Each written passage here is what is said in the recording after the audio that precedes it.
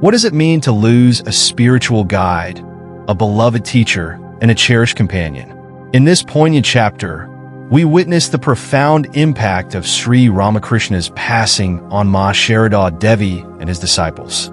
Join us as we explore the depths of their grief and the unwavering strength that emerged in the face of loss.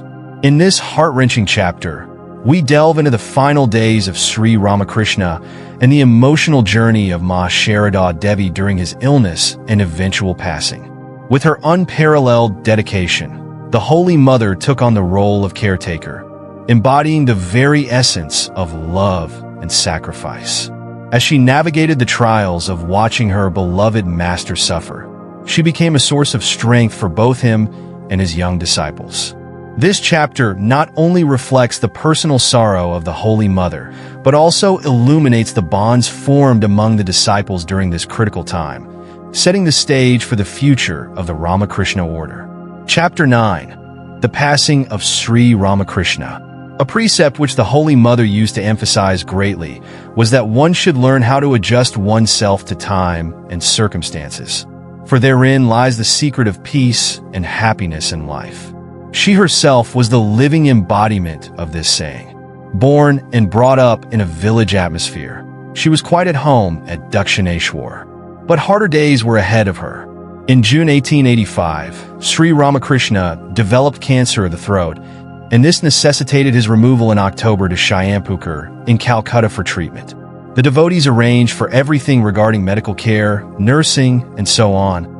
They knew that an expert hand would be needed to take charge of his diet. The Holy Mother was at Dakshineshwar. She would be the best one to be entrusted with that responsibility. But how would she be able to stay in the small crowded house where Sri Ramakrishna was accommodated and where there was no other woman? This was their misgiving. When the proposal reached her, however, she at once came to Shyampukur to do the best she could for the master.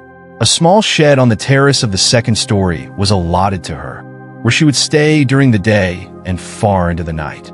When all were asleep at night, she would come down to a room on the first floor and sleep for 3 hours at most there, and then return to her place on the terrace. When it was necessary to feed or otherwise attend on Sri Ramakrishna, she would come to him.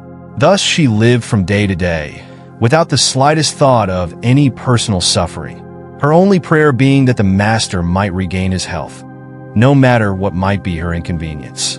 As there was no sign of improvement in his illness, Sri Ramakrishna was shifted to Kasipur in December 1885. The Holy Mother also accompanied him there and occupied herself day and night in attending to his needs. The young disciples also sacrificed all other thoughts and were doing their utmost to save the life of their beloved master. The prolonged illness of Sri Ramakrishna had a great deal to do with the building up of the future Ramakrishna Brotherhood. For while serving the master in that hour of distress, the young disciples felt the bond of love growing among them all the more strongly. If that is true, it ensured also the place of Sarada Devi in the future order. The young disciples, the future builders of the Ramakrishna order, though they had little opportunity of talking with her, began to look upon Sarada Devi as their own mother, and their reverence for her was equaled only by that for the master. Sri Ramakrishna was sinking. The Holy Mother got some premonition that the end was near. Still, she was hoping against hope that the disease might be arrested and the master might recover.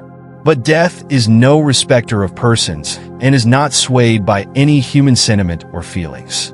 Sri Ramakrishna passed into Mahasamadhi on August 16, 1886, plunging all his disciples and devotees into profound grief and gloom. On the following day, when the Holy Mother was preparing to wear the widow's garments, Sri Ramakrishna appeared before her and said, "What are you doing? Where have I gone? It is like passing from one room to another." At this, the Holy Mother was a bit consoled and gave up the idea of putting on the widow's dress. But as a sign of her grief, she tore off a large portion of the wide red border of her sari. Afterwards, she attempted once or twice to remove the gold ornament she had on her hands, but every time she was prevented by the appearance of Sri Ramakrishna before her. The last time she attempted this was at Kamarpukur. There, to save herself from the village gossip, she took off her bracelets. But one day there too, she saw the vision of the master. At this experience, she shook off all fear of public criticism, and henceforth she wore simple bracelets on her hands and used a narrow-bordered cloth for her wearing apparel. After the demise of the master, some devotees proposed that the establishment at Kasapur should be broken up immediately. But Narain and the other young disciples objected, as that would be an additional shock to the mother. So the establishment remained there for some days more, till August 21st, when the Holy Mother went to stay at the house of Balaram Bose, the great devotee of the master. There was some trouble and misunderstanding between the sannyasin and householder disciples as regards the possession of the relics of the master. When the news reached the Holy Mother, she remarked, "Such a unique person is gone, but they are quarreling over his ashes." If you've been inspired by Ma Sarada Devi's unwavering spirit and dedication, you won't want to miss our next chapter on trials and sufferings. This chapter unveils her pilgrimage through some of India's holiest sites as she grapples with profound grief and financial hardship.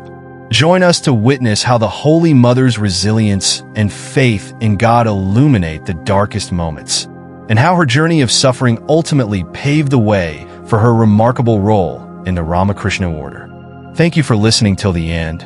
Please subscribe, turn on the notifications, like, comment, and share with your friends.